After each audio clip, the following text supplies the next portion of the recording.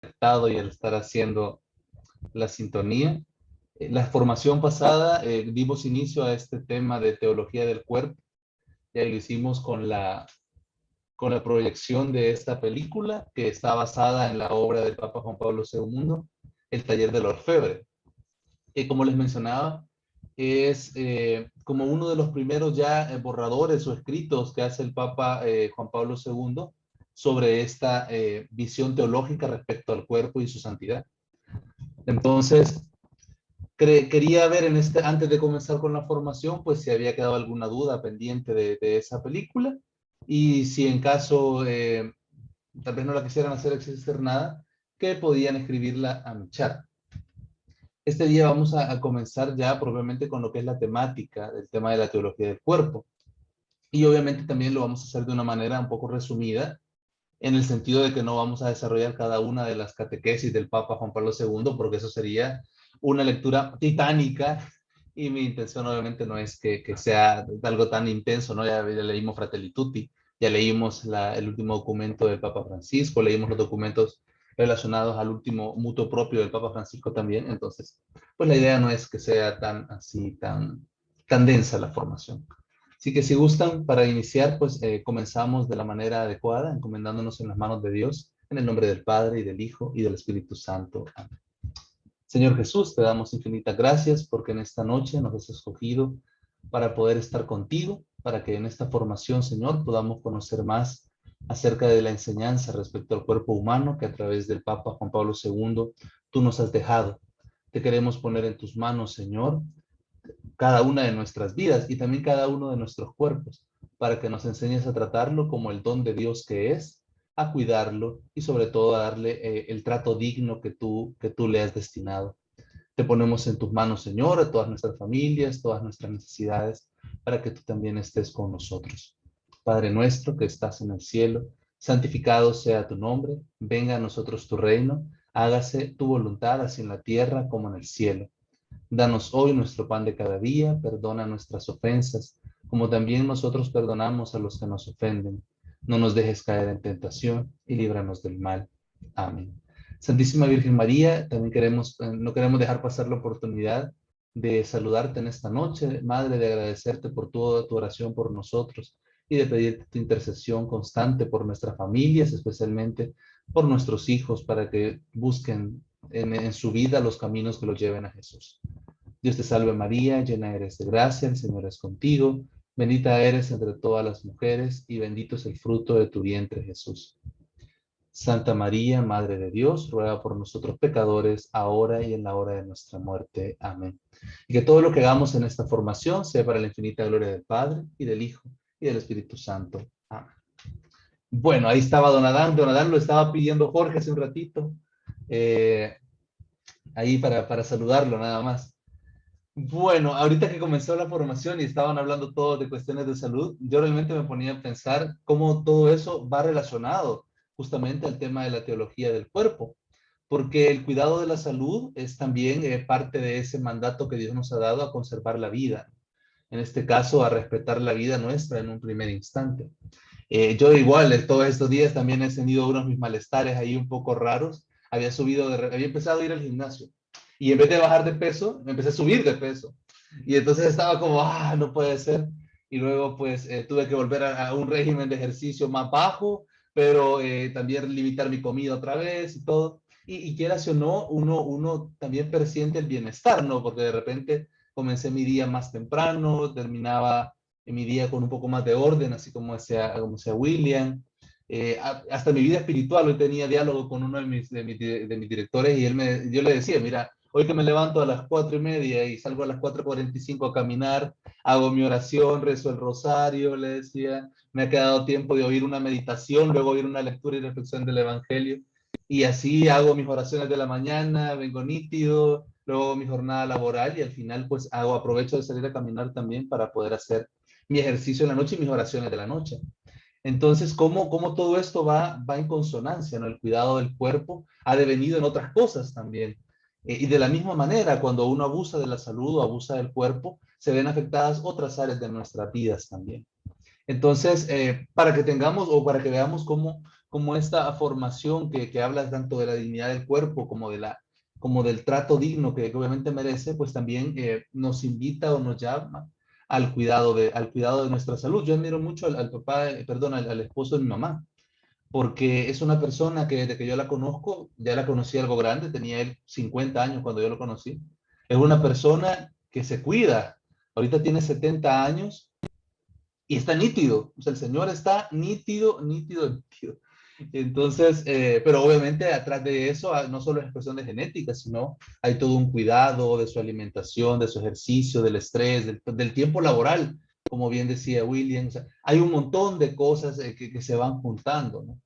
Y a la larga, pues el bienestar corporal de nosotros viene también en el bienestar de otras personas, de nuestra familia, de nuestros hijos, de aquellos que están con nosotros y que se ven beneficiados de que nosotros tratemos nuestro cuerpo de la forma adecuada y con el decoro adecuado también, que eso también es bien importante.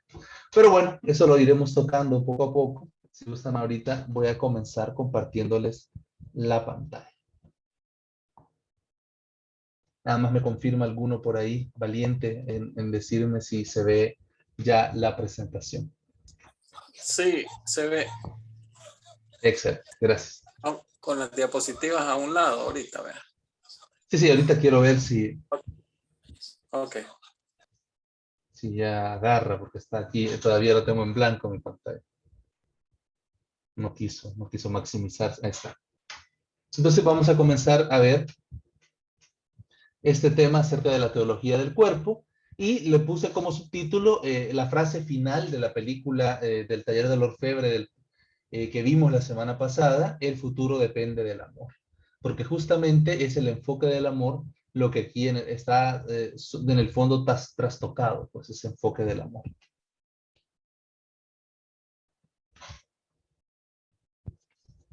Ataques contra el matrimonio en la época moderna. O sea, vivimos hoy en una época, ¿por qué es importante hablar de la teología del cuerpo? Siempre fue importante la teología del cuerpo, aunque antes como tal no se había desarrollado. De hecho, la visión más antigua que se tenía acerca respecto a estos temas solía ir en una dirección muy contraria a esto. Solía ir en la dirección de hay que dominar el cuerpo, hay que maltratar el cuerpo, hay que domesticar el cuerpo. La visión siempre era en un sentido de hacer violencia al cuerpo, no una violencia desordenada necesariamente, pero sí en el sentido de hacer violencia al cuerpo, a las apetencias del cuerpo, a las satisfacciones del cuerpo, como una forma de encontrar una alta espiritualidad. La teología del cuerpo nos viene a proponer hoy una dirección totalmente distinta, ¿no? Nos viene a proponer una línea totalmente distinta. No me llama tanto a la mortificación, sino a una correcta formación de los impulsos inherentes a mi naturaleza humana. Y obviamente busca que al cuerpo se le dé el trato que merece. Ese es como el enfoque correcto, contrario a la visión, digamos, más tradicional en la que muchos de nuestros familiares, padres, incluso muchos de nuestros grandes santos crecieron con aquella visión del trato del cuerpo respecto a la santidad. Entonces, hoy vivimos una época en que sin embargo, se hace todavía más apremiante, más que por razones de lógica o de hacer las cosas correctamente, se vuelve más apremiante el desarrollo de esta teología porque el matrimonio como uno de los elementos fundamentales como estructura de la sociedad, pues se encuentra totalmente atacado.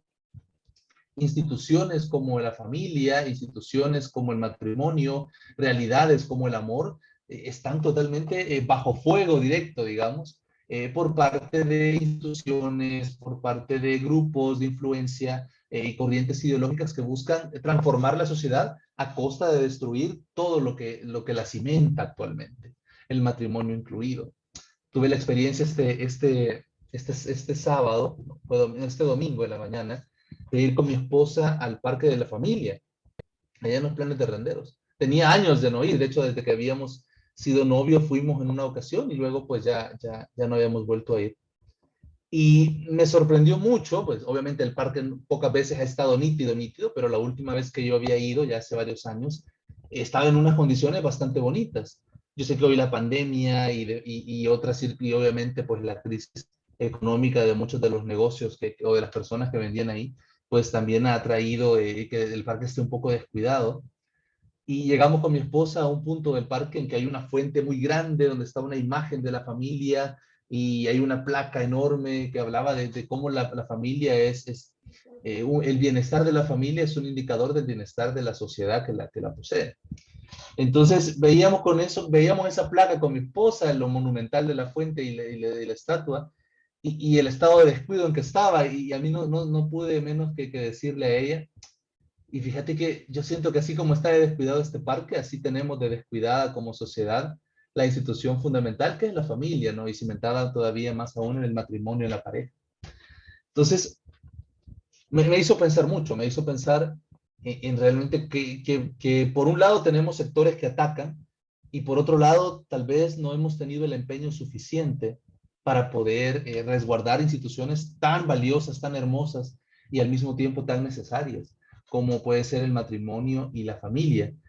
Ya yo salí de ahí, al final nos vinimos bien rápido porque varios de los juegos no estaban en buen estado, el parque estaba un poquito descuidado. Entonces nos fuimos al otro parque, ¿no? Al que está ahí cerquita al Balboas. Al final mi hija le dio la vuelta a los dos parques y aún así tuve que darle 2 vueltas a la manzana ya llegando a la casa para que se durmiera, porque después de todo eso todavía tenía batería.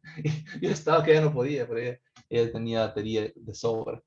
Entonces, hemos descuidado como sociedad las instituciones como el matrimonio y la familia, ¿no? Los hemos hecho caer en un descuido. Y aparte de eso, estamos en una época en que son constantemente atacadas, ¿no? Durante siglos, esta civilización occidental, basada en gran parte en los ideales judeocristianos, había transmitido la luz de la revelación sobre qué era el cuerpo, ¿no? La sexualidad, el matrimonio y la familia tenían un enfoque en la sociedad muy influenciado por la visión cristiana o judeo-cristiana de estas instituciones, ¿no? Y todo eso, pues de alguna manera permitió, en algunas épocas con mayor empeño, en otras con menos, pero permitió un desarrollo de la sociedad bastante alto, bastante grande. Veremos, sin embargo, que el ataque más radical al matrimonio y a la familia va a derivar, obviamente, en el pecado. Y la concepción del amor, que es como la base del matrimonio y la familia, pues también es bastante socavado. Y ahí, como veíamos en la película la semana pasada, ¿no? Esta visión distorsionada del amor puede afectar grandemente a las futuras generaciones, o ha afectado grandemente a las generaciones. Hace 2 generaciones atrás, era casi connatural a una persona joven o a una pareja joven hablar de matrimonio, hijos y proyecto en común. Era algo casi normal. Casi que no había otro lado para donde ver. Hoy, sin embargo, en apenas 2 o 3 generaciones, el chip nos ha cambiado tan grandemente que hoy los proyectos de los jóvenes o los proyectos de las parejas a veces ni siquiera incluyen el matrimonio, ni mucho menos en algunos casos los hijos. Los proyectos pasan por una satisfacción hedonista de las propias necesidades, por tener el carro más chivo, por tener la carrera más laureada, los títulos más apetecidos, el apartamento en la zona exclusiva, la casa. O sea, muchas veces los proyectos pasan por ahí. Y ahí no pasan por encontrar un amor, no pasa por cimentar una familia. ¿Ya? Incluso a veces llegan a hacer cosas todavía más banales, porque todo esto que he mencionado suele ser cosas buenas, pero obviamente están desplazando algo que es mucho más bueno, que es esa búsqueda legítima del hombre por el amor y de la mujer por el amor. Y a veces no, nuestros grandes proyectos o los grandes proyectos de los jóvenes de hoy se vuelven en cosas más triviales. Es en haber hecho tales viajes. Es que no dejan de ser bonitos, pues yo eso no lo digo. Pero de repente que destinar la vida solo a eso se puede volver una búsqueda muy limitada. Tales viajes, tal ropa, tal teléfono, tal computadora. Y eso se vuelve el mundo para muchas personas y para muchas parejas, esos proyectos. Y como veíamos en la película, ¿no? Ese mal testimonio que veía alguna de las parejas en la vida matrimonial de sus padres había devenido en una mala concepción acerca de lo que era el matrimonio y en una especie de aversión por parte de una de la joven protagonista, una parte de aversión hacia la institución del matrimonio como tal. Ya lo veían más bien como una situación que les traería más tristezas que bien, pues, y nosotros los que estamos casados sabemos que obviamente el matrimonio no es así. El matrimonio es mucho más que pasar malos momentos o momentos demasiado bonitos, sino que es todo un proyecto de vida, es todo un caminar. ¿Ya? Entonces, estos ataques que van contra la familia, pues atacan bastante el tema del amor y la institución matrimonial, ni se diga. El pecado ha ganado en nuestra época una fuerte, perdón, ha ganado un tan fuerte derecho de ciudadanía en el mundo, o sea, el pecado casi se ha institucionalizado y en algunos ambientes se ha formalmente legalizado el pecado. Ya, instituciones como el aborto, instituciones como este excesivo bombardeo sexualizado en los medios de comunicación, como la pornografía, que antes eran vistos como temas bastante marginales o temas bastante mal vistos por la sociedad, hoy en día se han vuelto ya realidades, instituciones propiamente reconocidas y aceptadas por la mayoría de las personas.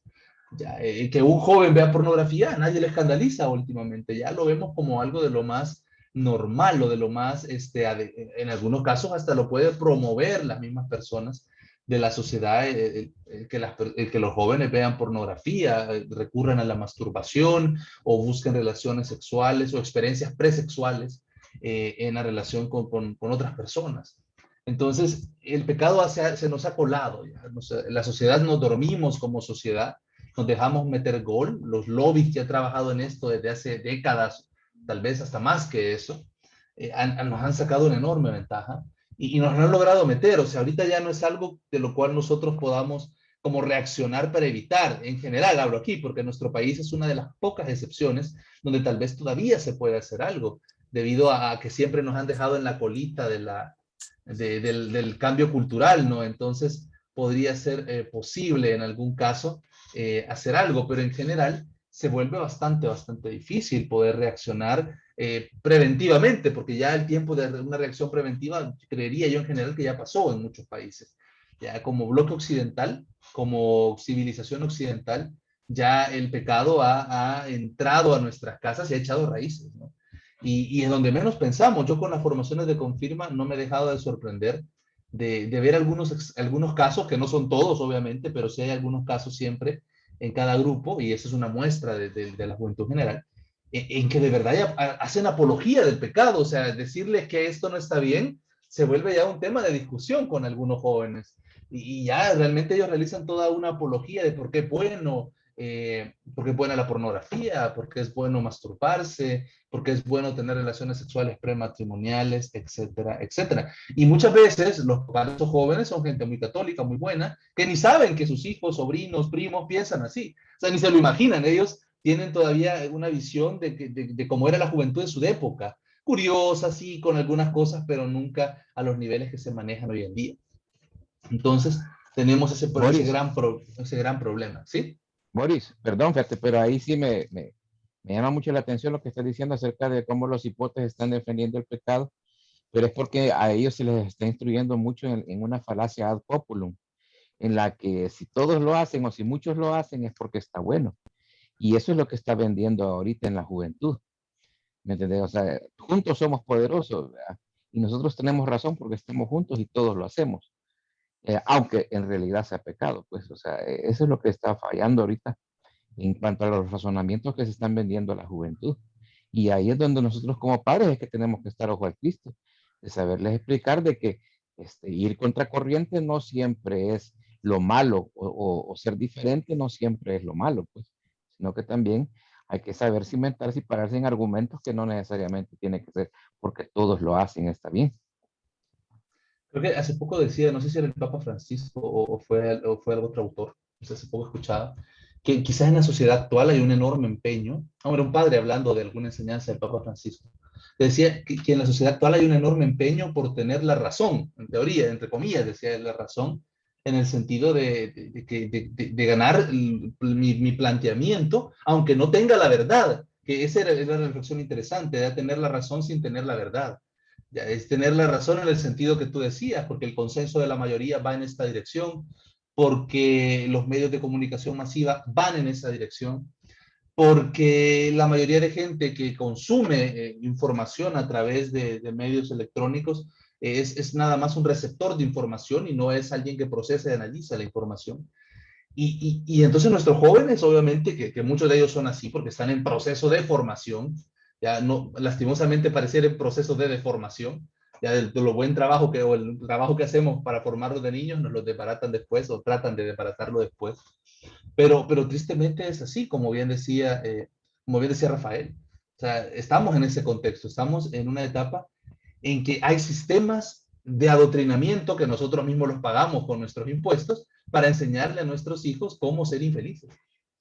Y lo más triste es que yo lo estoy pagando, o sea, ni siquiera lo está pagando aquel grupo que tiene como interés destruir mi sociedad o debilitarla o reconstruirla en otros principios. O sea, no es ese grupo, me lo estoy pagando yo con mis impuestos, lo estoy pagando yo en muchos casos con mi dinero, ¿no? De mi propia cartera estoy pagándole el veneno a mis hijos, ¿no? Y ese también debería ser un punto de reflexión bastante fuerte, que también nuestra apatía de alguna manera antes, o tal vez nuestra ignorancia, la falta de formación que no se nos daba antes para podernos prevenir de todo esto. Porque si todo esto se nos hubiera metido en los 50, en los 40, en los 30, obviamente tal vez a estas alturas la cosa estaría mucho más controlada o mucho más analizada y asimilada por la sociedad. Pero obviamente en esas épocas hubieron otras crisis que distrajeron la atención de la gente, ¿no? Hubo la peste de la gripe española, tuvimos la Primera y la Segunda Guerra Mundial, todo lo que vino después con la Revolución Sexual, la Guerra Fría. Entonces, obviamente la atención de nosotros iba por mil rumbos, ¿no? Aquí en El Salvador, los regímenes militares, las persecuciones, las instrucciones nos tenían despistados, mientras que este proceso de destrucción cultural iba de a poco, ¿no? Y así como bien decía Rafael, no es un proceso espontáneo, es que es realmente algo sistematizado, o sea, algo planificado hasta cierto punto, pues tampoco todo se puede manejar tan meticulosamente, pero sí hay indicios de que esto ha sido al menos planificado en los grandes principios, ¿no? Un gran expositor de esto es Agustín Laje, por ejemplo, que ustedes lo pueden ver en YouTube, que él no se identifica como católico, aunque muy seguramente lo sea, o tal vez no lo sea, no sé, pero sí hace una crítica bastante fuerte sobre esta deconstrucción cultural que estamos pasando y sobre el tipo de argumentos que se usan y lógicamente, como ese y lógicamente para confundir a nuestros jóvenes, ¿no? Y es una guerra que no la podemos ganar sin el apoyo de Dios, porque este conflicto lo estamos librando nosotros contra instituciones como nuestros sistemas educativos y todo el mass media del mundo, ¿no? Todo el sistema de esta comunidad global de información que son las redes sociales.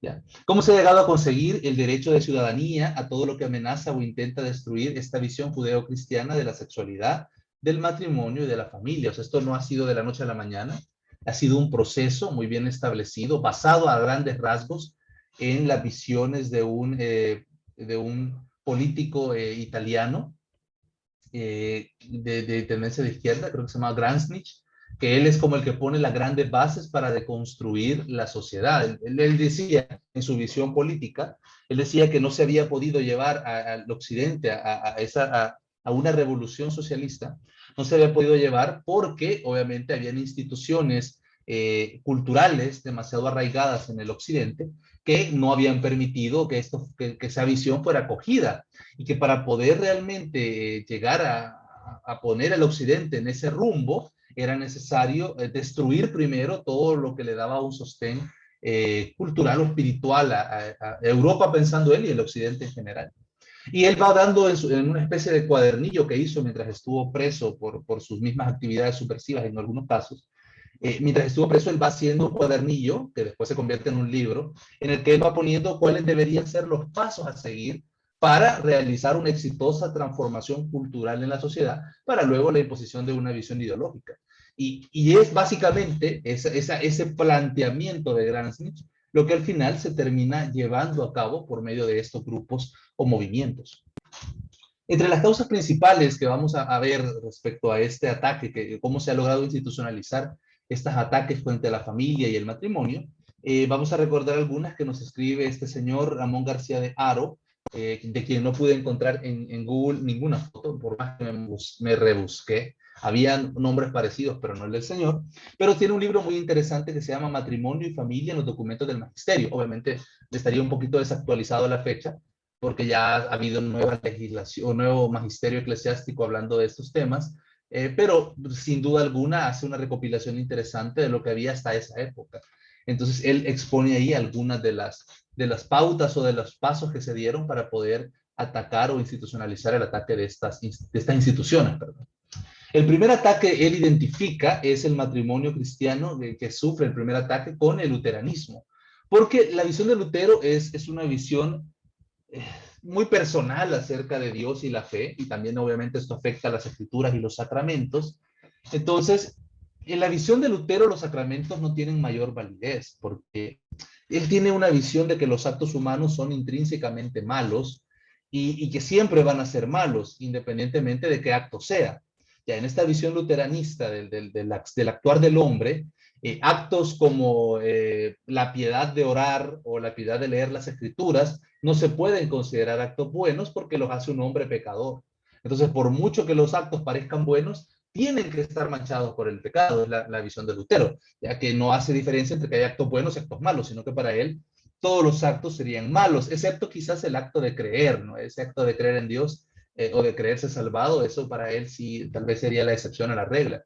Pero si todas las acciones humanas son malas, la realidad de los sacramentos, como realizados también, obviamente, sí, por Dios, pero también a través de las personas, también se volverían actos malos por naturaleza. Por tanto, él concluye en restarle cualquier validez a las acciones sacramentales o a la mayoría de acciones sacramentales, tal vez haciendo la única excepción con el bautismo, aunque él ve el bautismo de una manera bien reducida.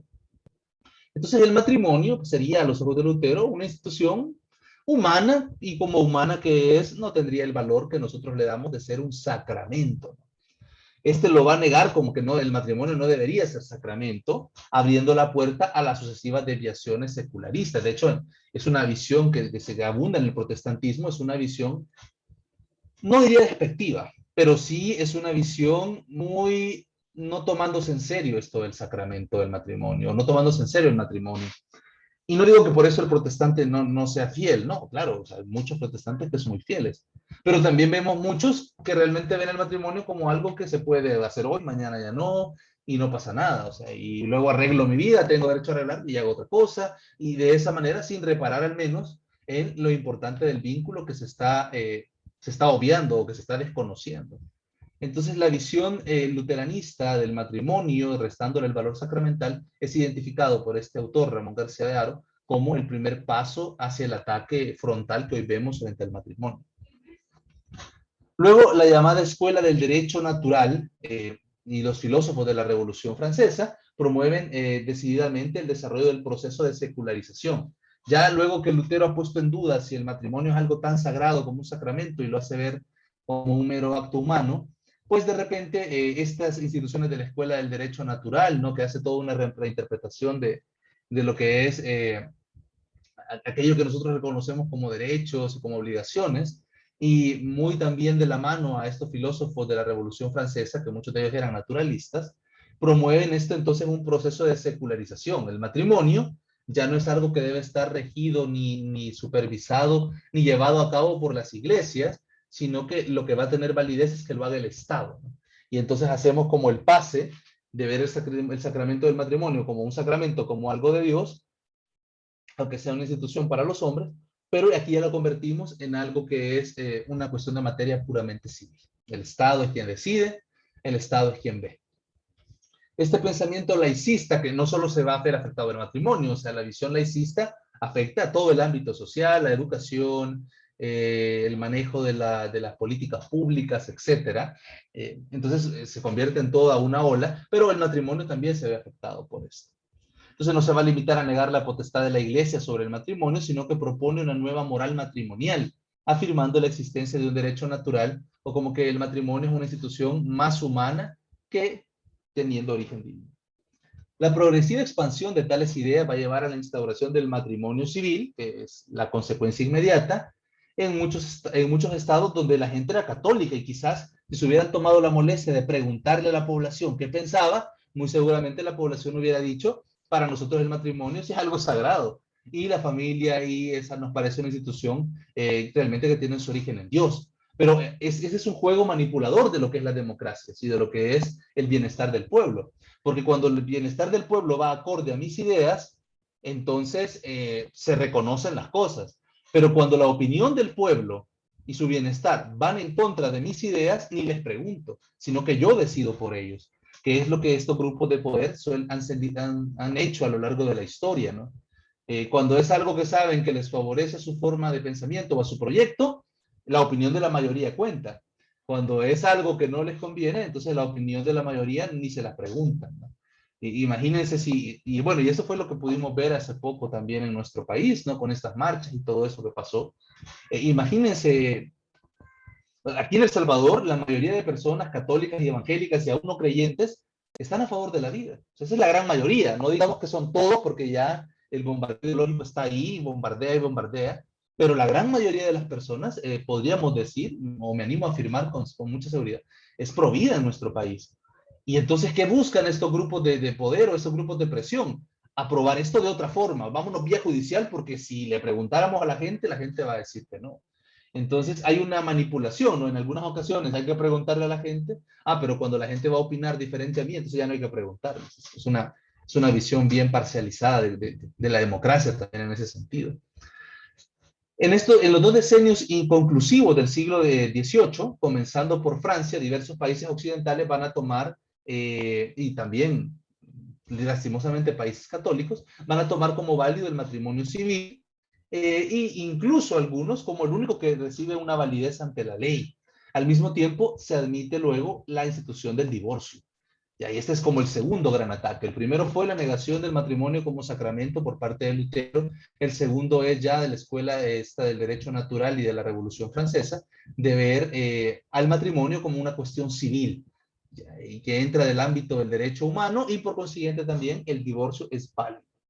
Ese es como el segundo gran paso.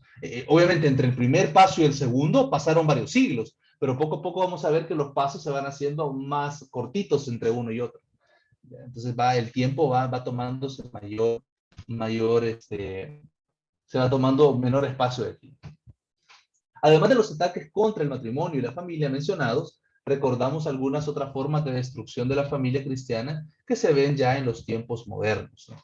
Como por ejemplo el movimiento feminista. Yo les contaba la formación pasada que había tenido la experiencia de ir a dar un pequeño tema de feminismo a un grupo de jóvenes, y había una niña que obviamente tenía simpatía por el movimiento feminista. Y que, ojo, hay que hacer una aclaración. Posiblemente no todas las visiones feministas sean malas. Y eso es reconocible. De hecho, quizás en sus orígenes había mucho de bueno en el movimiento feminista mezclado a otro tipo de intereses y también a manipulación de parte de grupos. Pero podríamos decir que es posible creer que existiera un feminismo que estuviera debidamente orientado. Pero lo que hemos conocido nosotros como movimiento feminista engloba un gran grupo de movimientos con agendas diferentes, con diferentes tipos de radicalización, ¿ya? Y obviamente esto ha venido también a transformarnos, porque aquí ya se está atacando, bueno, veíamos el ataque a la familia, al matrimonio, pero aquí es incluso al mismo rol de los sexos o a las mismas diferencias de los sexos. Y ojo, no digo que el feminismo no haya tenido algunas reivindicaciones súper válidas y actuales todavía hoy en nuestra época, pero también se ha manipulado y se ha mezclado sus elementos de bondad que podían tener con una serie de reclamaciones absurdas y con una serie de criterios que prácticamente solo podrían estar en la mente de un ingeniero social, de un científico social, ¿no? Que en vez de hacer experimentos con químicos, lo hace con la vida de las personas, ¿no? Entre las varias formas de ataque a la visión cristiana de la sexualidad, recordamos la corriente feminista liberal. Esta es quizá una de las peores líneas, ¿no?, que se afirma en los últimos decenios del siglo XIX y los primeros del siglo XX. Y obviamente hay un contexto para que esto pase, y es el contexto de la revolución industrial, ¿no?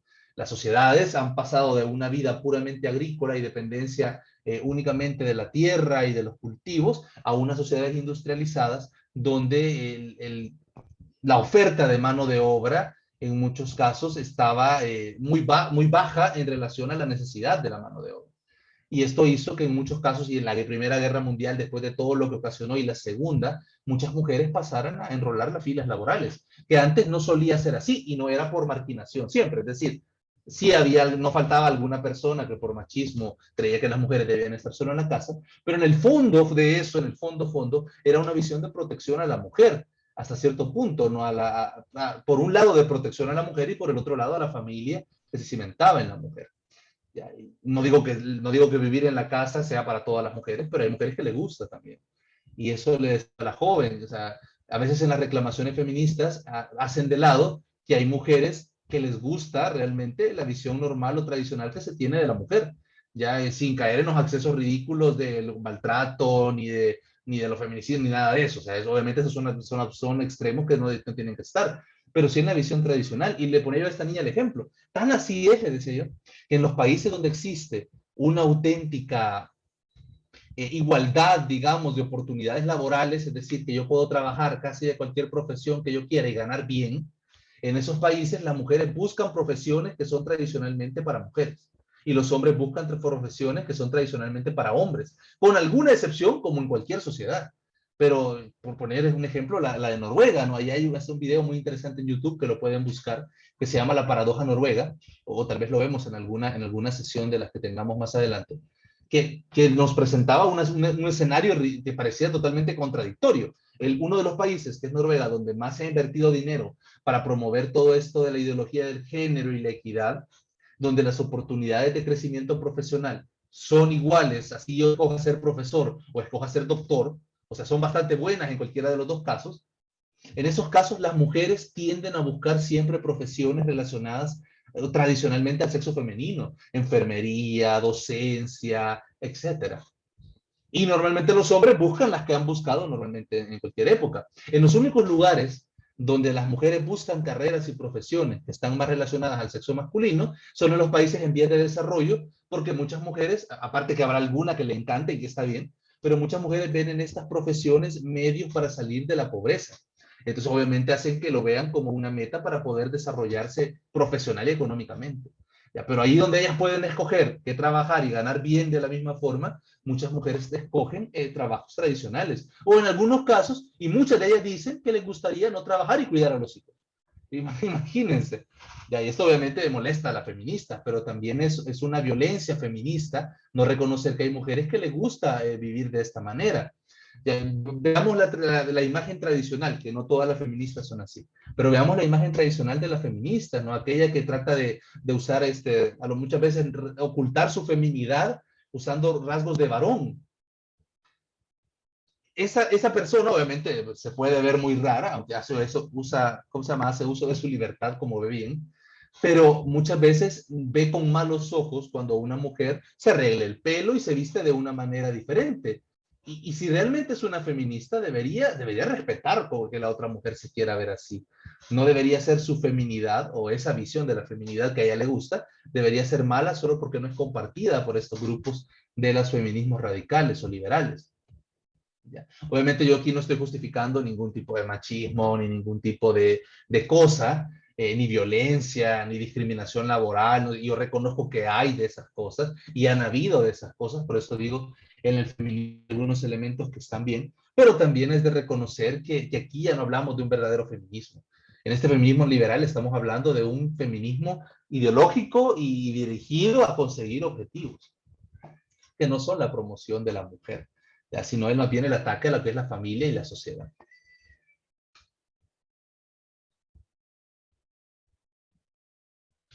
El feminismo radical contra la subordinación sexual de la mujer desde finales de los años 20 hasta los 60, tenemos por ejemplo a Virginia Woolf y a Simone de Beauvoir, perdón, este nombre francés, Beauvoir, no sé cómo se diga, pero algo así. Se propone llegar hasta las raíces del predominio masculino, ¿no? Estas son como ya los primeros vuelcos de ese feminismo más o menos encauzado, y aquí ya comienza a tomar esta visión misándrica casi que se tiene ahora, ¿no? Que es casi una visión del feminismo como ataque al hombre o ataque al sexo contrario. Primero, comienza como un movimiento que busca promover los derechos de la mujer y la protección de la mujer en los ámbitos laborales y políticos. Luego muta hacia una especie de ataque a la visión tradicional de lo que es ser mujer. Y después llega a un ataque de lo que es la visión tradicional de ser hombre. Simone de Beauvoir, la partidaria de la pedofilia, que promulgó la base de la ideología de género también. Para que veamos de qué tenía esta señora también. Según este pensamiento, en las raíces de la subordinación de la mujer no está la explotación económica o la exclusión de los derechos civiles, sino una subordinación sexual y reproductiva. Y ahí es donde ella va mostrando cuál es el verdadero interés de estos grupos. Ya, porque aquí, como les decía, aquí no se trata realmente en el fondo de promover el bienestar económico de la mujer, que en vez de propagar ONGs que hacen marchas y relajos, bien podrían invertirlo en crear proyectos de desarrollo para la mujer, ¿no? Que harían mucho más bien quizás o transformarían de mejor manera la vida de algunas mujeres. Sino que aquí la visión va por un rumbo diferente. Aquí la visión ya va, hay que atacar eso, o sea, hay que atacar la visión tradicional de la mujer en cuanto a la forma en que vive su sexualidad y en que vive también su condición de poder ser madre. ¿Qué puede haber atrás de esto? La verdad, les mentiría diciéndoles que sé exactamente lo que es.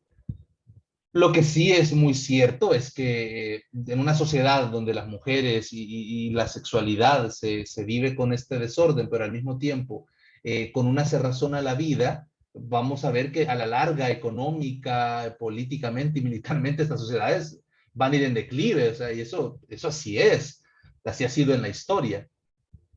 Y que cuando esto ha pasado en otras épocas, ha habido como una especie de cambio de poder en el mundo, podríamos decir, ¿no? Que cuando han entrado en decadencia algunas sociedades, entran en auge otras. Entonces, podría ser que algo así se esté relacionando ahorita, pero se esté realizando en este experimento grande social que llevamos, pero definitivamente con poder hablar de cuáles son los alcances es bastante, sería muy premeditado por la información que tenemos hoy. La propuesta del feminismo radical es romper la servidumbre sexual de la mujer como instrumentos diversos que van desde el incremento del uso de los medios de anticoncepción, que es el primer paso, es decir, a la mujer nadie te tiene derecho a decir cómo vivir tu sexualidad, vivirla como querás, ya porque la formación antes que se le daba en la moral a la mujer hablaba mucho del cuidado de la sexualidad y la virtud, hoy no, hoy es hacer lo que querás, vivir lo que querás, no hay consecuencias, ¿ya? Y obviamente también la legalización del aborto, porque como quieras o no, bien que mal, muchas mujeres al final sí terminaban embarazadas, entonces hay que buscarle una solución a eso. Las sociedades que se debilitan, que decrecen poblacionalmente, entran en grandes crisis después. De hecho, nosotros vemos que países hoy como China o como la India son las potencias que son por la gran población que tienen, y eso que hay en estos países también se ha hecho controles de natalidad muy bruscos a veces o muy, desde hace mucho tiempo lo ven como una amenaza. Pero estos países hoy son grandes, si no son potencias, están cerca de serlo. Obviamente mayor población implica que hay personas que de repente aparecerán con más talentos, más inventiva, una mayor población también se convierte en un mercado económico mucho más grande, una mayor población implica una gran fuerza laboral, o sea, hay mucho que beneficia tener una población más grande. Obviamente con esto no hablo de una paternidad desordenada en las familias, pero sí, un país se beneficia por tener una población que crece. Un país que tiene una población que crece, que va en números negativos, o sea, que va para atrás en vez de crecer poblacionalmente, es una población que en primer lugar el sistema de pensiones colapsará y se vuelve uno de los primeros síntomas es el sistema de pensiones, porque obviamente ya no hay fuerza laboral ni ingresos nuevos que puedan pagar las pensiones de la gente mayor, y ese dinero se pierde, entre comillas, porque se malusa en muchos casos. Entonces, tenemos como toda esa gran serie de consecuencias. Alfredo, querías hacer una pregunta. Sí, no, solo un comentario con lo que dijiste de Sí, China. Con lo sí. que dijiste de China, hoy actualmente yo estaba leyendo que China ya no aprueba el aborto no porque sean buenos moralmente, ¿verdad? Sino que porque hicieron números y ya vieron que no pueden cubrir la brecha, ya no van a tener mano de obra para futuro. Entonces ahorita el aborto, por lo menos, aunque sea por la fuerza, pues ya no está aprobado en China, menos que sea por algún motivo serio. Para mantener la capacidad de generación de la gente nueva, pues, porque si no, ya no va a poder cubrir ya la tasa de crecimiento está a un nivel tan bajo que ya no se iba a poder reponer esa gente con nueva fuerza de trabajo. Eso va a ser para Chile. Gracias, Alfredo. No, y eso que vos decís es lo clave. También aquí hay un juego que no se dice, pero también antes China dependía más todavía de todas estas industrias que que la habían convertido en la nueva potencia industrial. O sea, muchas de las fábricas estadounidenses se fueron a China, muchas de las fábricas europeas se fueron a China y otros países, japoneses también, se fueron a China a contratar mano de obra barata. Y quieras o no, eso era una dependencia económica de China hacia estos países. Ahora China se ha industrializado mucho, se siente independiente y ahora se puede quitar de encima esas políticas de control natal, que antes ideológicamente tal vez sí tenían afinidad por ellas, pero en parte seguramente otras potencias les ponían eso como una condición para poderles permitir el desarrollo económico. El tener nosotros nuestra propia gestión de nuestra política de natalidad es signo de verdadera independencia. Cuando un país no tiene una verdadera independencia, otros deciden por nosotros en ese ámbito. Entonces, como decía Alfredo, qué bueno que al menos por inteligencia humana, ellos estén diciendo ahorita, hey, no nos conviene estar abortando, porque esas personas nos van a hacer falta después. Qué galán, qué bueno fuera o qué bonito hubiera sido que lo hicieran por una conclusión moral, que eso hubiera sido lo ideal, pero al menos ellos han caído en el 20. Nosotros como países deberíamos ver y decir, hey, pero si ellos están viniendo de regreso, no aprobando eso, ¿por qué nosotros vamos hacia allá? O sea, realmente es por beneficio de nuestro país que se hace eso. Yo no creo.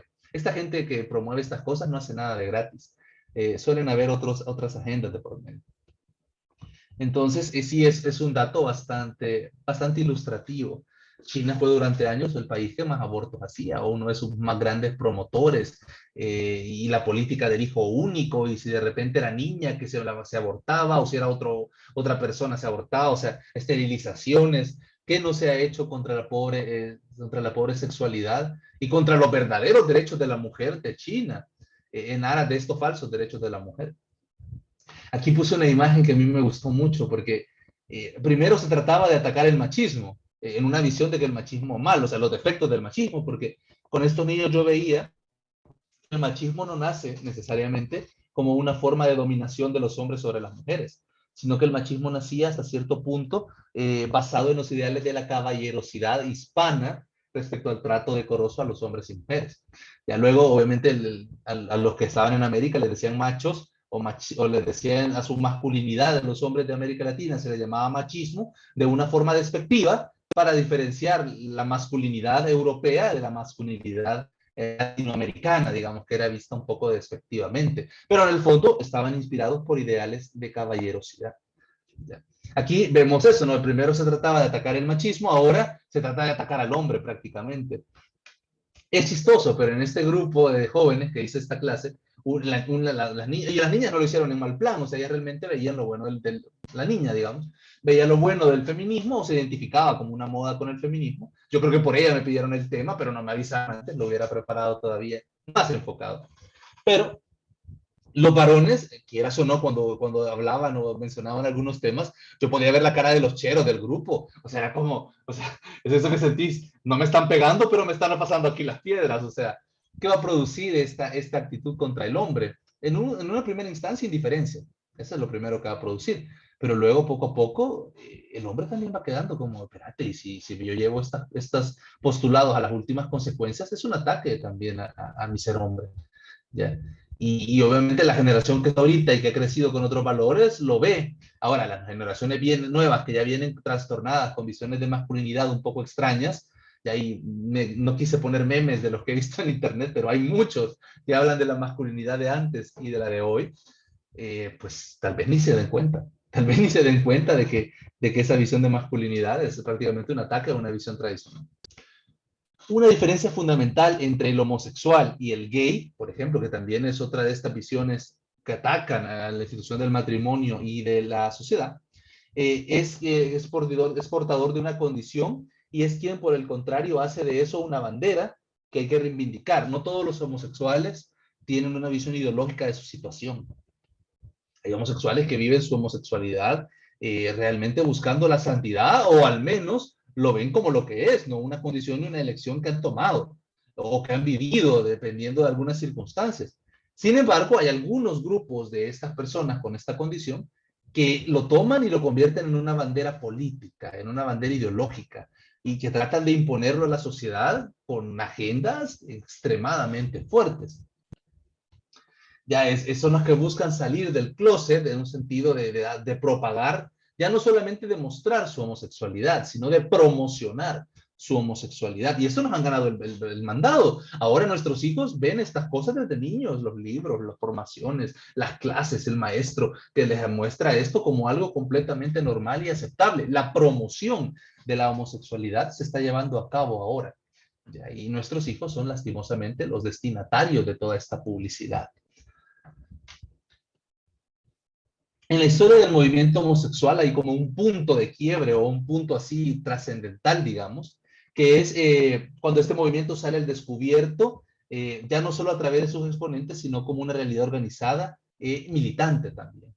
Esto va a estar relacionado a un incidente que vamos a ver que sucedió en Estados Unidos y por lo cual se celebra la fecha del orgullo gay el día 28 de junio. O sea, ese día no es al azar, sino que en Estados Unidos hubo un acontecimiento que tampoco fue muy grande, pero ya ven que recibió una atención mediática descomunal porque estos grupos de presión salieron con todo a la reivindicación, que puede tener en el fondo algunos elementos buenos, pero que como ha pasado con todo esto y como con el feminismo, luego eso poco de bueno que tiene se distorsiona para ser conducido a agendas. Y entonces es el famoso incidente de Stonewall. Ese es el famoso incidente que ocurre en un bar donde oficialmente no se podía decir que era un bar gay, pero que muchas personas con tendencia homosexual pues iban a este lugar a tomar, a hacer citas, a conocerse, etc. Ahí seguramente empezaron a hacer lobby también, los primeros lobby gays, pues se habrán concertado y conocido ahí. Este bar estaba en Nueva York y el 28 de junio de 1969, 8 policías se presentaron con una orden judicial de registro, porque así estaba escrito en la orden, que ellos podían entrar a registrar el bar y se suponía que servían alcohol sin licencia. El problema era que en esta época estaba prohibido, si no tenías una licencia adecuada, vender alcohol. Entonces, algunos de estos bares gay lo que hacían era buscar una modalidad para saltarse esto y no se servía el alcohol ahí, sino que ellos daban el espacio, se cobraba una entrada y cada quien llevaba su trago. Y así, digamos que encontraban los agujeros para colarse con las leyes. Sin embargo, en esta inspección no le podían negar a la policía en primera instancia que entraran a ver si eso se cumplía. Es decir, que no hubiera venta de alcohol en el lugar, sino que si había alcohol era porque cada quien había llevado su trago. Eso es lo que la policía podía entrar a verificar, pero obviamente también la policía tenía otro objetivo, ¿no? Que hasta cierto punto es lo que denunciaban luego los lobbies y tal vez tenían hasta cierta razón en eso, que se hacía un hostigamiento de las personas con esta condición. ¿Cuál era el por qué se hacía el hostigamiento? Muy seguramente para mantener esto como algo marginal en la sociedad y que se quedara así como algo más pequeño, digamos. Porque la gente que participaba en estas cosas no podía hacer promoción de esto, ¿no? Y ni siquiera mostrarlo públicamente. Es más, mucha de la gente que iba a estos bares, públicamente, la gente no sabía que eran homosexuales. Se mostraban homosexualmente ahí, pero al salir de las puertas del bar ya volvían a su vida común, digamos. Entonces, al menos no se hacía apología de estas cosas. Los clientes, cuando ven que va a registrarse el bar, como hay algunos que tienen miedo de que la gente públicamente se entere de que son homosexuales, hacen un enfrentamiento, hacen un gran relajo, se pelean, rechazan a la policía y esto pues consigue un gran revuelo, ¿no? Luego en 1989 pasamos a ver una visión de la homosexualidad ya como una visión normalizada de la homosexualidad. Aquí empieza a ver el homosexual que es prácticamente normal, ya se nos presentan en las películas como personajes cómicos o como personajes que no son tan bien, pero tampoco se hace un demasiado énfasis en ellos. Y entonces ya comienzan a bombardearnos con las figuras homosexuales y figuras que también no son declaradamente homosexuales, pero sí que manifiestan actitudes homosexuales. Eso también se puede ver de repente en algunas caricaturas o de repente en algunas películas, comedias. Y eso es bombardeo, ya nos van diciendo, ahí están, ahí están. Y no hay connotaciones negativas, no hay personajes. Yo veía muchas películas de Disney, algunos personajes que tenían actitudes homosexuales, pero que obviamente no manifestaban eso en la película, ¿no? Pero uno que tenía un poquito de frente decía, pues techero, las actitudes que le pintan son las actitudes propias de una persona homosexual o al menos afeminada. ¿Ya? Entonces aquí se nos introduce a la visión del homosexual normal que pide un reconocimiento de las uniones civiles, este ya es políticamente militante, como objetivo primario en grado de dar una importante legitimación al movimiento gay o al movimiento homosexual en todas sus variantes. Bueno, aquí hablábamos más que todo de las relaciones homosexuales entre hombres y mujeres. Todavía no habían surgido las nuevas combinaciones que vendrían más adelante con la ideología del género ya más desarrollada. El 8 de febrero de 1994, el Parlamento Europeo hace una votación en que por una mayoría invitan a cada estado a cancelar toda forma de discriminación para los gays y lesbianas. Y esto en sí tal vez no parezca malo, y tal vez no sea, o sea, el texto en sí tal vez no sea algo malo. El problema es qué se entiende por discriminación. Ese es el problema. ¿Cuándo estoy discriminando? Porque si eso va a depender de la subjetividad del que se queja, puede pensar que estoy discriminando solamente porque le di la mano en vez de besársela, no sé. O puede pensar que le estoy discriminando porque no aplaudí lo que hizo, que tampoco es eso de discriminación, pero como no hay una claridad cierta en qué es auténticamente la discriminación, entonces queda mucho a la visión de la sociedad o a la visión del posible afectado. Y eso es muy peligroso, eso es muy peligroso. Eso es casi como la censura que hacen las redes sociales hoy en día. Hoy en día tenemos redes sociales que hacen censuras que obviamente ni nos dicen por qué. O sea, y hace poco el mismo Agustín Laje, que es este youtuber que les digo que, bueno, tiene otras plataformas en las que también se expresa, pero que hace denuncia de estos temas, y él mismo decía, me cerraron mi cuenta de Facebook, y cuando pregunté, y como él uno pregunta, de repente te cierran una cuenta, tú puedes preguntar, pero no te contesta una persona al otro lado, sino un robot, o sea, un programa, un algoritmo te contesta cuáles son las opciones para poder reclamar o recuperar tu cuenta. Y como no le daban una respuesta sobre por qué estaba cerrada o cómo recuperar su cuenta de Instagram, este chero y de Facebook, no sé si era de Facebook o de Instagram, digamos que era de Facebook.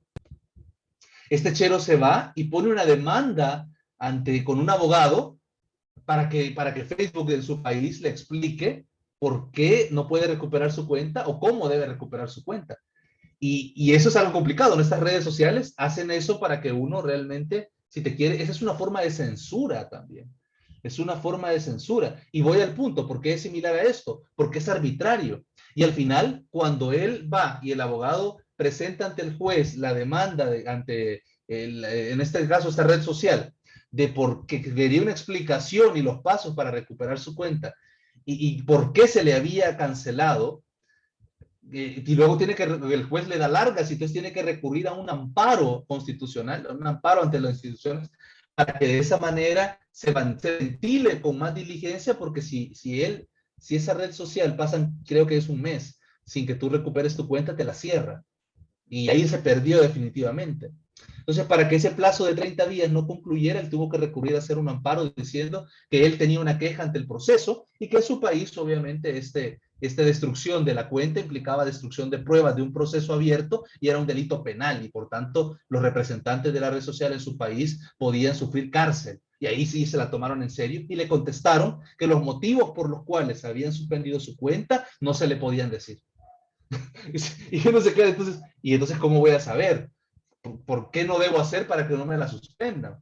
Muy seguramente los objetivos, lo que él interpreta y dice, lo que están queriendo decir con la respuesta es que no tienen un motivo verdadero para suspenderla, simplemente es porque así lo han querido, porque alguien ha de haber dicho que se sentía ofendido por los comentarios que él hacía contra este tipo de ideologías o contra otras realidades sobre las que él opina. Eso es censura y al mismo tiempo refleja esto.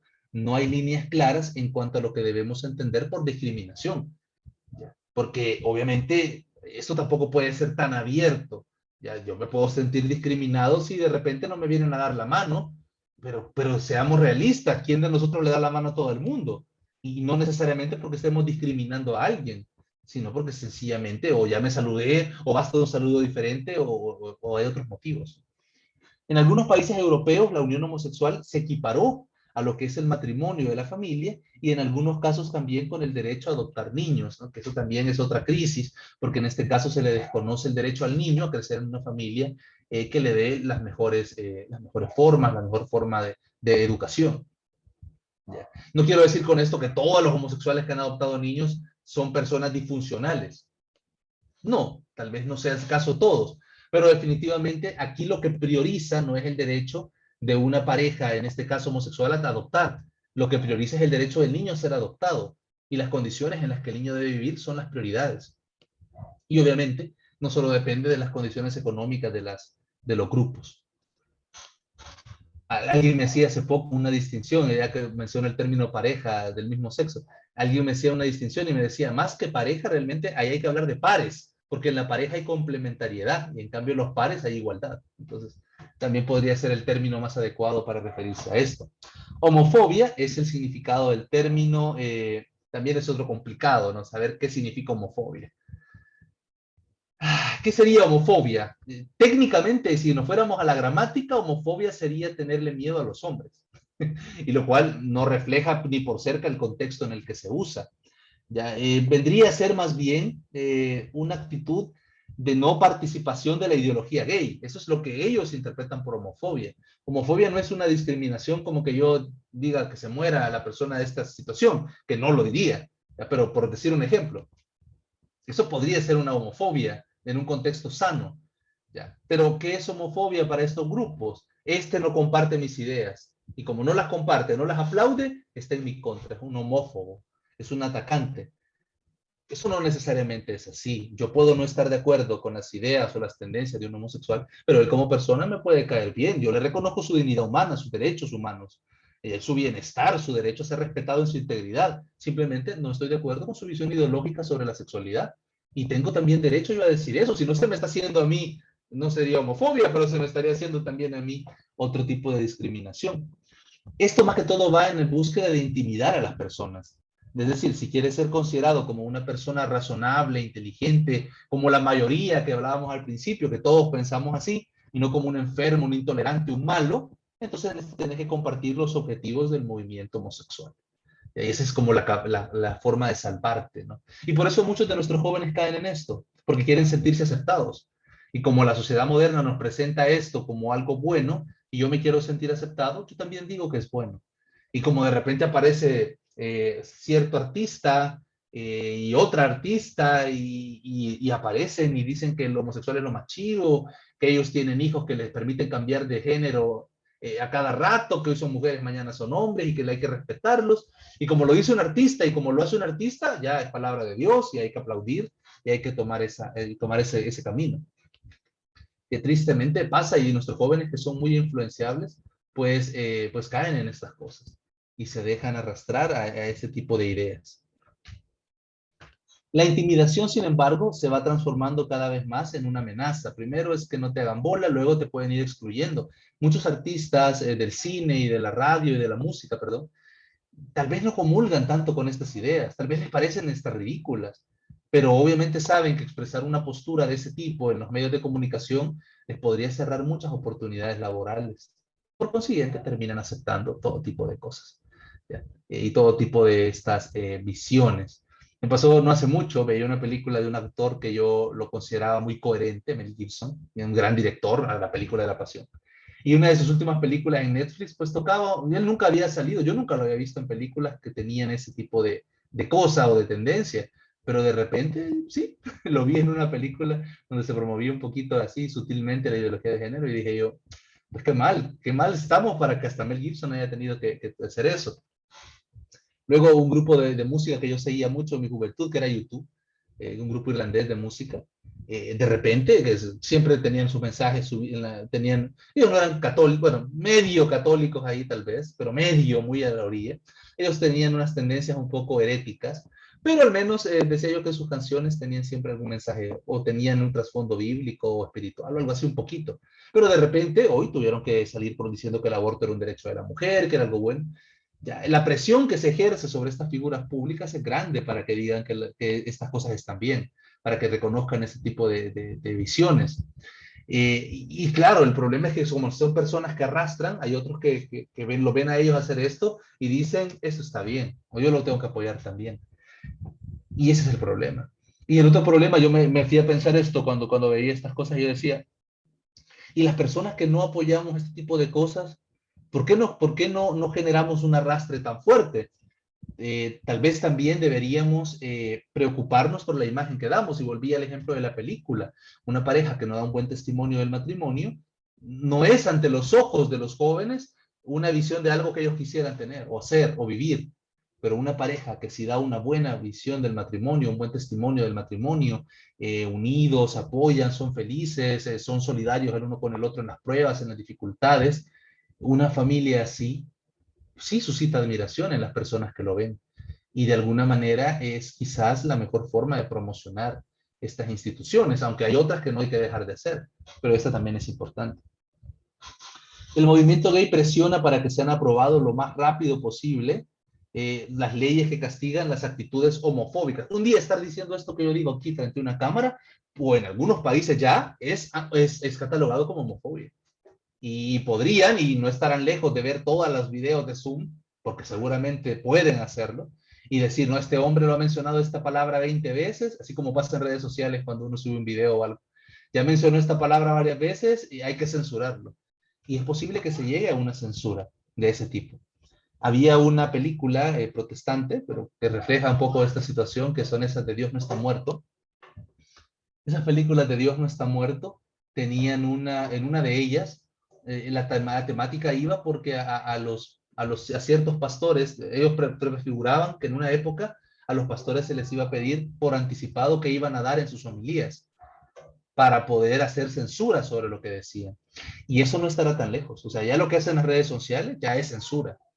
Y Dios no quiera, pues también eso nos quiere alcanzar a nosotros. Yo tengo la esperanza, pero no sé qué tan optimista estoy jugando a ser, de que esto se va a terminar cayendo antes de que se instaure plenamente en nuestro país, porque en algunos lugares ya debe estar por colapsar ese tipo de cosas. Ojalá, digo yo, ojalá, pero realmente no es algo que podamos asegurar y vale la pena hacer la lucha buena en nuestro país por defender lo que tenemos todavía.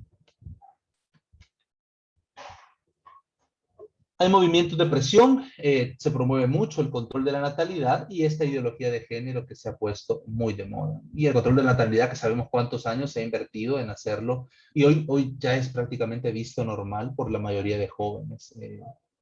Ya esto quizá ya no es un tema ni a discusión. Habrá jóvenes que todavía marcan la diferencia, pero muchos de los jóvenes que han sido formados en este tipo de sistema que promueve esto, ya este punto está muy asimilado.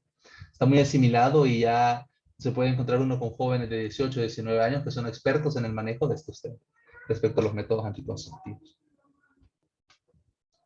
En los últimos encuentros mundiales sobre la mujer que se han desarrollado en el Cairo, por ejemplo, y en Pekín también, se ha puesto en discusión la tradicional distinción del género hombre o mujer.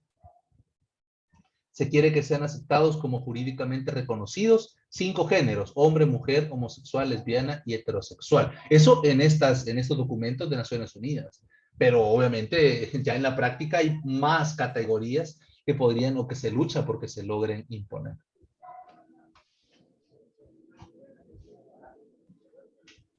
El Concilio Vaticano II nos habla de recuperar la imagen de Dios, de la dignidad del cuerpo humano, y eso es algo que es muy, muy importante, porque el cuerpo humano, no lo olvidemos, está creado a imagen y semejanza de Dios.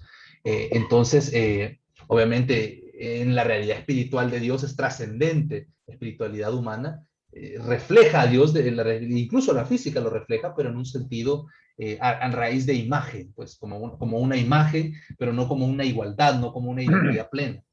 La visión bíblica de la imagen de Dios ha seguido ocupando un lugar de relieve en la antropología cristiana, tanto de los padres de la iglesia como en la teología que ha venido después.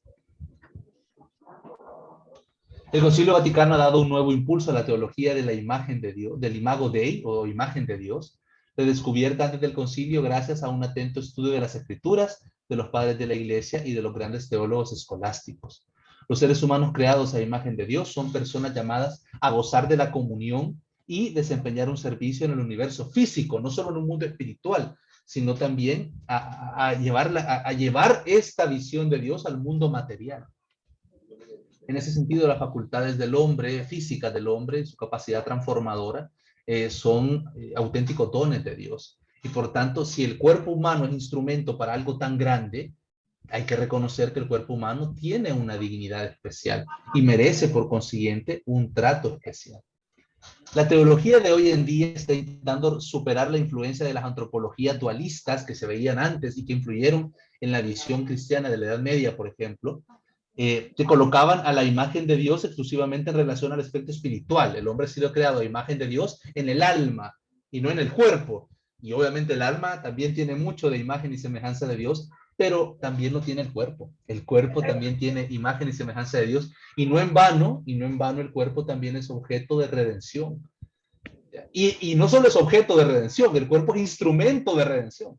Y esto es obviamente lo que les digo, ¿no? Los padres de la iglesia y algunos teólogos ya daban estos pasos, ¿no? Haciendo como la intuición de qué don tan importante era el cuerpo, si Dios lo había utilizado para redimirnos también un cuerpo. Y no un cuerpo cualquiera, un cuerpo plena y completamente humano, que eso también es algo espectacular. Porque claro, yo les decía cuando veíamos Cristología en el curso, si Dios hubiera querido, si Jesús hubiera querido, aparece con un cuerpo a los 30 años y ya, aquí estoy. Aquí me paro y aquí tengo mi cuerpo y soy humano. Y sin embargo, Dios sintió que eso no era ser suficientemente humano. Y decidió encarnarse en el vientre de una mujer, vivir una gestación, nacer humanamente y crecer y desarrollarse humanamente. O sea, no se puede ser más humano que todo eso. Punto.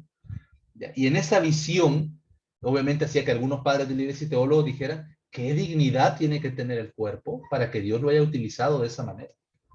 Y lo siga utilizando de esa manera, porque hablamos obviamente de que el Dios ha venido a redimir el alma de los hombres, pero también nuestros cuerpos. Por eso añoramos y esperamos, y cuando recemos el credo, no lo digamos solo de los dientes hacia afuera, estamos realmente esperando la venida del mundo futuro o la resurrección de los muertos. Y eso es algo importante que nosotros también creemos, porque en esa resurrección se hace patente en el mundo físico la redención que ya espiritualmente se ha realizado. Por tanto, el cuerpo humano es ahorita campo de batalla y es a la vez o piedra de tropiezo y también piedra angular de todo esto que de todo esto que vivimos en nuestra época respecto al plan de salvación. La antropología bíblica excluye el dualismo que es mente-cuerpo, ya la visión de que la mente y el cuerpo son cosas diferentes ya se va superando porque la visión es ahora verlo como una unidad, una totalidad. El hombre es el conjunto de estas cosas y no estas dos cosas. Esta presupone claramente la unidad del hombre y comprende como tal la corporeidad que esto implica, el ser humano implica. La doctrina cristiana de la creación excluye completamente el dualismo, ya que enseña que todo en el universo espiritual y material ha sido creado por Dios y que obviamente Dios es el bien perfecto y por tanto sus obras reflejan su bondad. Reflejan también que son buenas.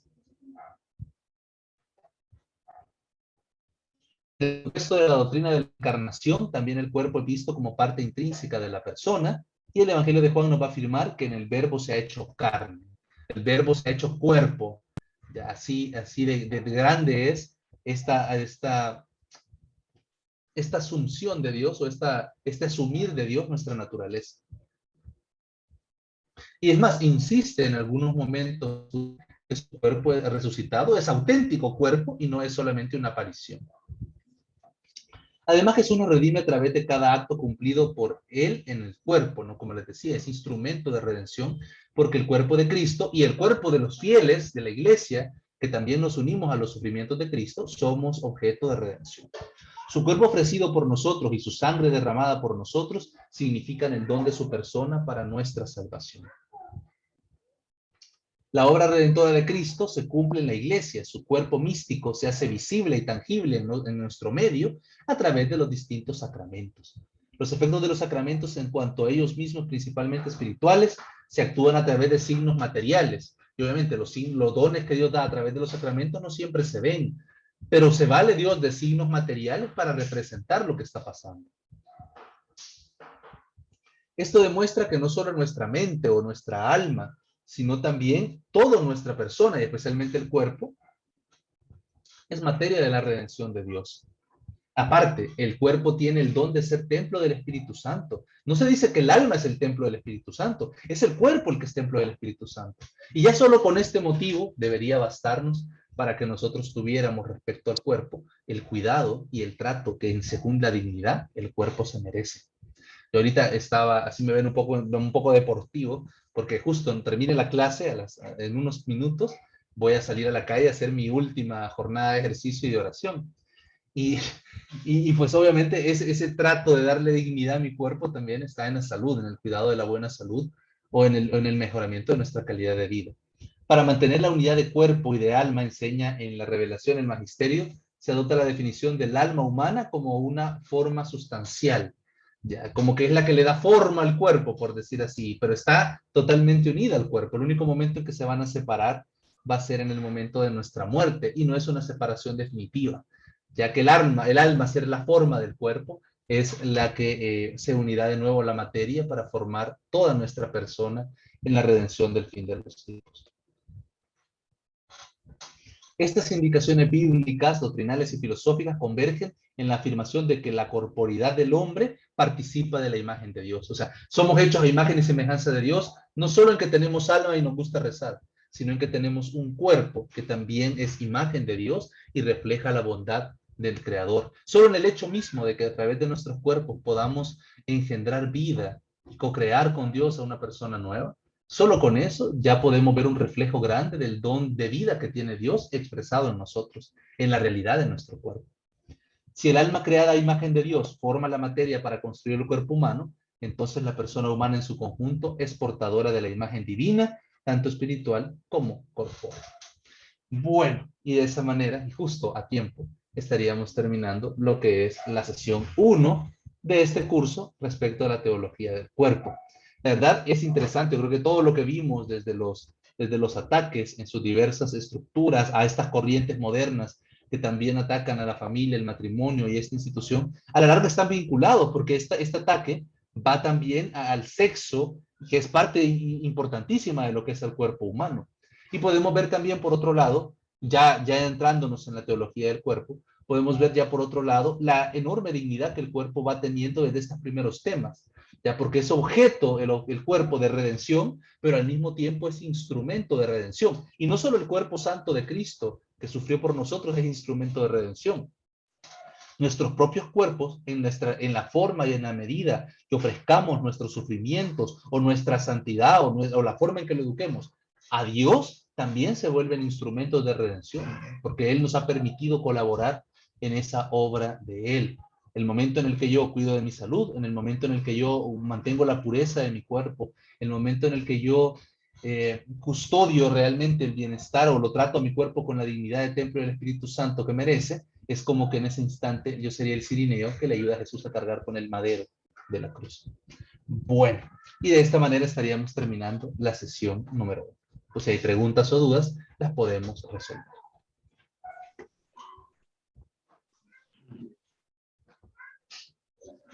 ¿Dudas, hermanos? ¿Preguntas? Tal vez debería decir, si hay alguien despierto, las podemos resolver. Yo te apuesto que encienden las cámaras y todos están despiertos. No, sí estamos despiertos, Boris. Fíjate que a mí siempre me ha llamado la atención una situación que se vive no solamente en la parte de esto que estamos viendo a nivel mundial con respecto a cómo la gente que tiene dinero y tiene intereses económicos, ¿verdad? Están tratando de manejar no solamente los negocios tradicionales, ¿verdad? Sino que ya quieren incursionar realmente en el ataque directo a la familia, porque eso implica una industria que genera mucho dinero además de eso, ¿verdad? Podríamos llamarlas industrias de pecado, incluso. Exactamente. Pero yo siento que muchos nos estamos concentrando en lo que ellos quieren concentrarse. E inclusive siempre he pensado cómo poder hacer que en realidad lo bueno, por decirlo así. Bueno, hace poco tuve una experiencia que yo invité a hablar sobre el feminismo y la única idea que estaba posicionada en las mentes de los hermanos a los que les dije hablar sobre el feminismo era el feminismo radical. Y yo me estaba refiriendo al feminismo cristiano. Entonces eso me llamó a mí la atención porque cómo realmente se ha fijado en nuestras mentes, ¿verdad? Solamente eso. Y hemos dejado de lado el tratar de promocionar, el tratar de aclarar, el tratar de realmente educar sobre el feminismo, sobre lo que Dios quiere de nuestras vidas. Por eso siento que es importante el tema que se está tocando ahorita, sumamente importante para que nos eduquemos sobre la verdad. no sobre las mentiras que se nos quieren imponer o adoctrinar a través de estos tiempos, sobre todo porque tenemos que estar con las pilas bien puestas con nuestros hijos, ¿vea? Y pues, tú mencionabas Netflix, un estandarte a todas luces que es una escuela de doctrina de este tipo de lobbies, ¿verdad? Que en todas las series, en todas las películas producidas por Netflix, siempre promueven estos tipos de lobbies, ¿verdad? Lo hacen ver como una familia bonita, pero siempre tiene que haber, por ahí hay una serie que me causó gracia y yo le dije a mis hijos, ¿ustedes qué opinan de esto? Porque sale una familia ahí latina versus una familia siempre latina pero apoderada, pero hay una escena en donde al mismo niño como de 12 años, los mismos hermanos le quieren indicar que escoja su sexualidad y le hacen un test, le hacen el otro, al final el bicho le sale diciendo, ustedes no tienen nada que enseñarme. O sea, lo hacen ver como que es algo normal cuestionar al hermanito menor sobre qué sexualidad es la que tiene, siendo el varón, ¿me entendés? O sea, son cosas que se están viendo y por seguro nuestros hijos al ver eso no van a saber identificar que eso es realmente un adoctrinamiento, algo que ellos tienen que cuestionarse. ¿Y por qué se tienen que cuestionar si tenemos y estamos claros quién es hombre, quién es mujer? Pues simplemente eso, lo básico. Pero que es el viejo truco del demonio, ¿verdad? Que tenían, Adán y Eva tenían todos los frutos de todo el jardín y él hizo que se enfocaran solo en la manzana para que solo eso fuera lo que desearan. Entonces, siento yo que sí es bien importante tocar estos temas de la forma más educativa, de la forma más clara posible, para que todos tengamos bien claro lo que es real, lo que es algo argumentable, lo que es cierto y lo que es parte de nuestra identidad como seres humanos, imagen y semejanza de Dios. Vean. Solamente. Gracias. Mira, sabes, ahorita que me estás diciendo eso, me vino a la mente. Hace poco estaba viendo la saga de Shocky, el muñeco, aquel muñeco de películas de terror, ¿no? Y ni él se salva, ni él se salva de la ideología de género, porque de repente salía que había otra muñeca que era la esposa de Shocky. Y de repente Shocky tenía un hijo, Sí. y este hijo tenía crisis de identidad sexual. Así que, de plano lo que decís, o sea, los medios de entretenimiento nos tiran eso hasta en la sopa, pues hasta esta serie de terror se ha vuelto instrumento de estas cosas también. No, y yo Así retomando es. lo que decía Rafa, qué bonito que esto del feminismo que él hablaba va a ir más allá de una charla, pues va a ir a un módulo, a una formación, que es realmente lo que todos nosotros necesitamos. ¿Verdad? Porque muchas veces en una charla, en una prédica se puede quedar y posiblemente no tomemos mucho, pero ahora los tenemos en una formación, ¿verdad? Con un lineamiento, ¿verdad? Y con un contexto basado en un libro, pues como es la teología del cuerpo, ¿verdad? Sí, y eso también te iba a decir, que de repente una charla, una prédica, su objetivo es generar la inquietud, concientizar en la importancia de, pero no te puedes quedar obviamente en una charla nada más. Hoy estábamos hablando con el padre Neftalí, estábamos viendo de hacer un curso aquí en una parroquia de aquí por mi casa, aquí en la Transfiguración. Y justamente él nos hablaba de eso, ¿no? Cómo no puede quedarse única. O sea, nosotros le explicábamos que la formación que dábamos no era una charla, pues. No pretende ser una charla, sino que es una formación, o sea, que esto tiene que ir quedando. Ya no solamente tengo que decir, estuvo bonita hoy, o hoy Boris no andaba inspirado, sino que mi objetivo es que de esto yo debo ir tomando para crecer yo personalmente. Y él nos decía, esa es mi visión también, yo quiero que la gente se me forme, no solo que se me motive, que también hay que motivarla, pero obviamente también hay que formarlos también. Entonces, esa es como la forma correcta en que hay que ver esta inquietud. ¿Ya? Y yo creo que en ese sentido, pues, están haciéndolo en buen momento. Pues. No hay que esperar que alguno de sus hijos les diga, yo me siento feminista. Y ahí ya es un poquito más así complicado. Bueno, muchísimas gracias. No sé si hay alguien más que quiera dar una opinión. Yo, Jorge, fíjate que realmente poniendo en contexto todo lo que nos enseñaba Boris, sí, definitivamente nosotros, como decía Rafa también, ¿ve? Que nosotros tenemos que estar alertas. Esa es una realidad. Yo te digo, nosotros en las etapas que estamos viviendo ahorita, que tenemos millennials, tenemos Z y nosotros que somos X, vea, si lo vemos en ese contexto, las diferentes generaciones bajo los cuales hemos sido educados y que hemos estado expuestos también, ¿verdad? El bombardeo que reciben en la actualidad nuestros hijos es increíble. Y es triste muchas veces, vea, que cabal se adoptan patrones que no van con nuestras creencias, vea, y realmente yo te digo, la pandemia cabal, vea, ha venido a terminar de poner la cereza en el pastel, vea. Entonces ya inclusive nuestros hijos, vea, llega un momento en que los mensajes inclusive que recibimos o que ellos reciben, vea, con las nuevas ideologías, que nosotros ya estamos obsoletos, que nosotros ya estamos viejitos, que nosotros ya vamos de salida y que van ellos hacia adelante. Y cabal, vea, una serie de mensajes que realmente vienen a perjudicar un poco más la lucha que tenemos, ¿verdad? En cuanto a la formación de Dios, ¿verdad? En cuanto a poder decir, nos hace una guerra increíble realmente. Las redes sociales, ¿verdad? La vanidad, una serie de situaciones, ¿verdad?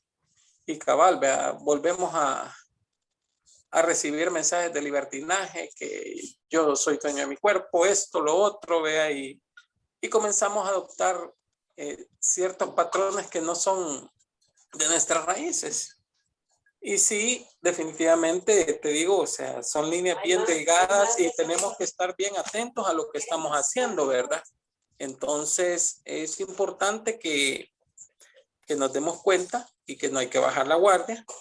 Y realmente yo creo que el mayor arte está en insistir en esa parte, pero sobre todo que nuestros hijos escuchen y obedezcan, porque el arte de ser papá realmente, que es luchar contra sus propios genes, que son nuestros hijos, se vuelve bien interesante y a veces desgastante y cansado, pero que a través de la oración pues se logra mucho. Eso nada más. Gracias. Bueno, muchas gracias. ¿Alguien más?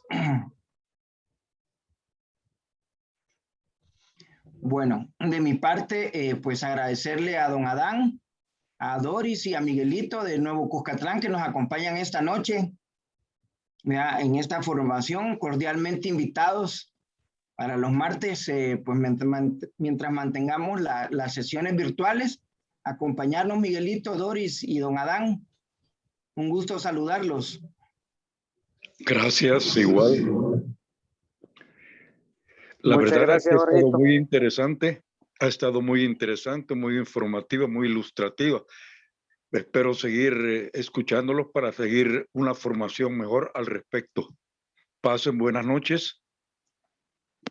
Muchas gracias, don Adán, igual. Gracias.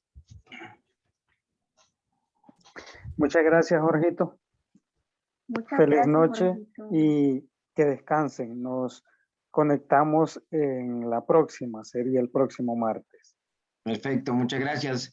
Bueno, antes de que Boris nos haga el favor de cerrar con sesión, pues a los que han consultado, pues lo de los esposos de Argumedo, pues ha sido muy triste, muy doloroso. El niño pues tuvo una complicación en una cirugía que tuvo el día domingo, pues y el Señor lo llamó a su presencia, ¿verdad? Los que quieran acompañar a nuestros hermanos Argumedo, las misas empezaron este día a partir de las 6 de la tarde en la parroquia Corazón de María, ¿verdad? Así que pues ahí los esperamos para poder acompañarlos a ellos, ¿verdad? Y orar mucho por ellos, ¿verdad? Por esa fortaleza que solo nuestro Señor puede brindarnos en estos momentos tan duros.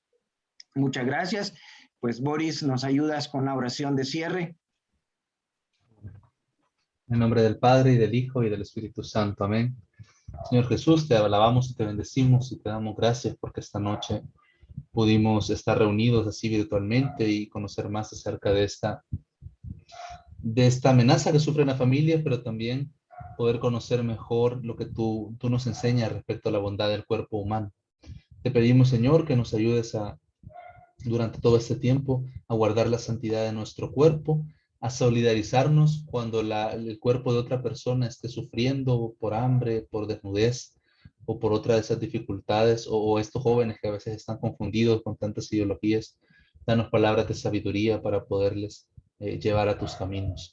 Te damos gracias, Señor, por esta oportunidad, por tu amor y por todos tus beneficios. A ti que vives y reinas por los siglos de los siglos. Amén. Dulce Madre, no te alejes, tu vista de mí no apartes, ven conmigo a todas partes y solo nunca me dejes, y ya que me quieres tanto como verdadera Madre, haz que me bendiga el Padre, el Hijo y el Espíritu Santo. Amén. Saludes, cuídense mucho, ahí los encomiendo en mi caminata, que Dios los bendiga. Muchas Bye. Gracias, Boris. Gracias, bendiciones y buenas noches. Buenas noches. Gracias, buenas noches. Buenas noches.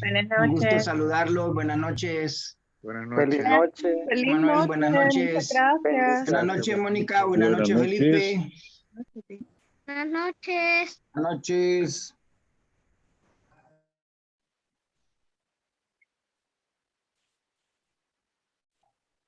Buenas noches. Buenas noches. 52.